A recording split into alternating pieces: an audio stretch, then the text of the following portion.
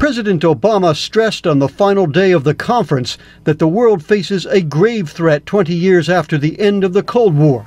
He said terrorist groups such as Al-Qaeda would surely use a nuclear weapon if they obtained one. All this, in turn, requires something else, which is something more fundamental. It will require a new mindset, that we summon the will as nations and as partners to do what this moment in history demands. In a final communique, conference participants promised to secure all nuclear materials by 2014, and they pledged to prevent non-state actors from obtaining information or technology required to use nuclear material for malicious purposes.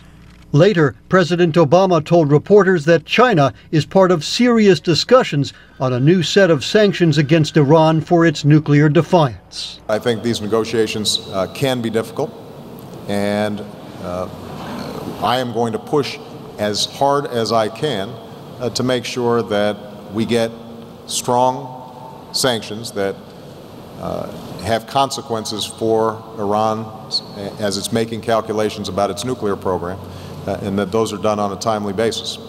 Darrell Kimball, executive director of the Arms Control Association, says by the time of the next nuclear summit in 2012, participants will be able to assess progress toward the goal of securing nuclear materials, but he said more is riding on a work plan that nations have committed to. It really represents a patchwork of ideas and initiatives, and this work plan stitches those together and establishes a common plan of action for all these countries that hopefully other countries will support in the years ahead.